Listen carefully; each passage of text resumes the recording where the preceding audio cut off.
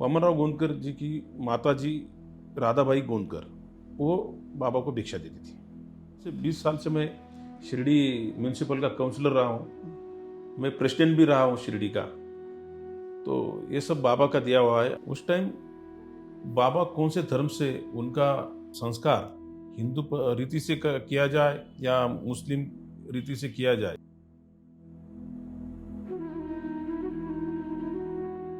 ओम साई राम। साईं बाबा अपनी daily routine में 5 घरों से भिक्षा मांगते थे। उन 5 घरों में से एक घर वामनराव गोंदकर का था। चावड़ी के सामने अब्दुल बाबा की कुटिया से नेक्स्ट ये घर था, जो अब अब्दुल बाबा की कुटिया है। पहले वहाँ राधा कृष्णा आई रहती थी। वामनराव गोंदकर का जन्म शिरडी में हुआ। शिरडी में ही पले बड़े।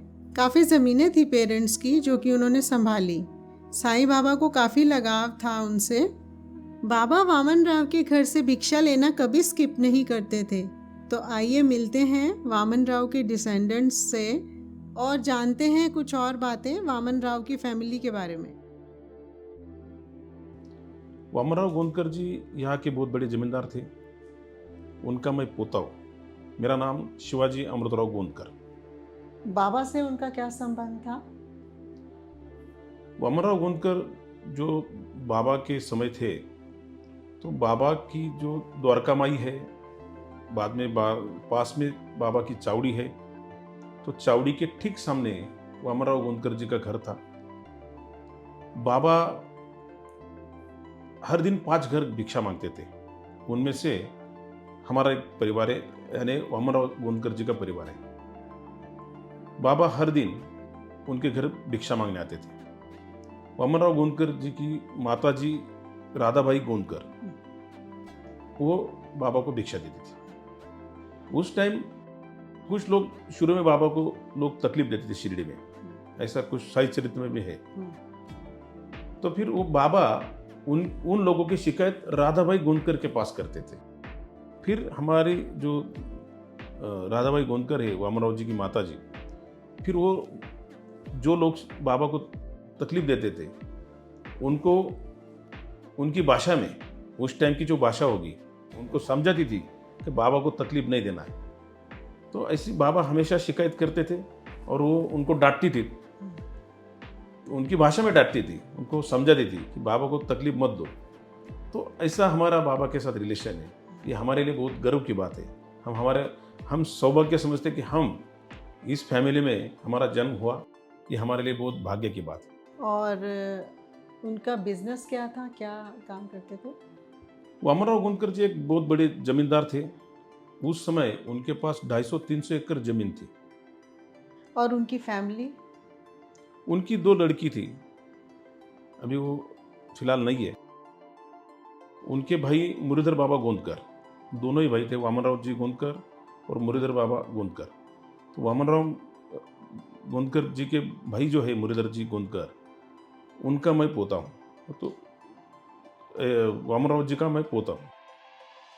कोई स्पेशल इंसिडेंट है, मतलब उनके साथ कोई लीला, बाबा के साथ कुछ स्पेशल इंसिडेंट? लीला बोले तो अभी हमारे सामने जो लेंडी गार्डन है बाबा का, बाबा ने उनमें पेड़ लगवाए। तो वो मुरलीधर बाबा जी की ज़मीन थी, जो उस टाइम मुरलीधर बाबा जी के पास थे ज़मीन।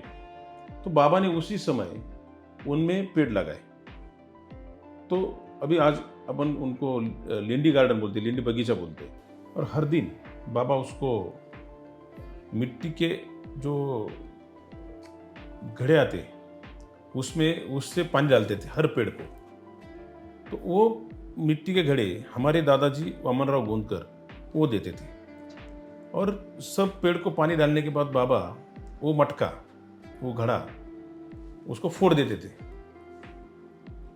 क्यों फोड़ते थे कुछ पता नहीं, लेकिन दूसरे दिन फिर हमारे दादाजी वो 2 मटका बाबा को देते थे। तो ऐसी उसकी बाबा का हमारा जो रिलेशन उस टाइम का है, वो अमराव जी का और साईं बाबा का वो है। तो वो ज़मीन मुरलीधर बाबा जी की थी। बाबा का महानिर्वाण 1918 में हुआ। उसके बाद 1919 में वो ज़मीन ट्रस्ट को हमारे दादाजी ने दे दी, गिफ्ट कर दी। और उनका निर्वाण कब हुआ गोंदकर जी का? उनका निर्वाण 1964 में हुआ। 64। 1964 में उनका निर्वाण हुआ। अभी प्रेजेंट में क्या सेवा है, मतलब जैसे सभी डिवोटीज को संस्थान ने कुछ ना कुछ सेवा दी हुई है, तो गोंदकर जी की फैमिली को यानी डिसेंडेंट्स को भी कोई सेवा मिली है? हाँ, ट्रस्ट ने अभी मार्च में उनकी तस्वीर, उनका फोटो वामन राव जी गोंदकर का मंदिर में लगवाया है। और हम लगभग 10-12 साल से मैं खुद बाबा की जो शोभा यात्रा निकलती है, जो उसको पालकी बोलते हैं, हर गुरुवार को निकलती है, उसमें मैं रहता हूँ। यही बाबा की सेवा है। अभी आप प्रेजेंट में क्या करते हैं? मैं अभी ये हमारा आज भी हमारे पास खेती है, हम भी किसान लोग हैं। हमारा बिजनेस है, होटल है, रेस्टोरेंट है। कौन सा होटल है?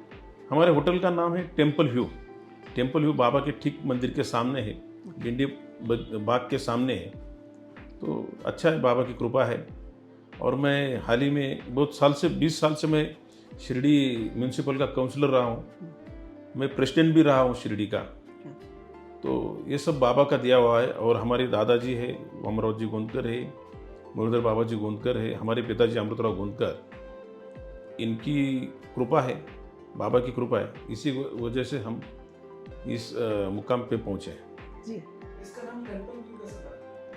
नहीं, ऐसा है कि ठीक मंदिर के सामने है, तो यहाँ से मंदिर दिखता है, क्लियर दिखता है। मंदिर का जो कलश है उसके साथ छोटे 4 कलश है। यहाँ से आप कहीं से नहीं दिखेगा वो चारों कलश, यही से दिखता है, चारों दिखते हैं। तो फिर हमारे ध्यान में आया कि ये टेम्पल भी अच्छा है। तो फिर हमने, ये तो बाबा ने दिया होगा, तो टेम्पल व्यू नाम से हमने हमारा होटल का नाम है। और बाबा के ठीक मैंने जैसा आपको शुरू में बोला कि समाधि मंदिर के बाद द्वारकामाई, द्वारकामाई के बाद चावड़ी है, और चावड़ी के ठीक सामने आज भी हमारा घर है। वहीं रहते हैं आप लोग? हमारे भाई साहब बड़े रहते हैं वहाँ पर। वो आज गुरु पूर्णिमा उत्सव है, कल से शुरू हुआ। कल पालकी थी, आज रथ यात्रा होगी। वो पालकी रोड से निकलती है, वो पालकी रोड पे हमारा घर है।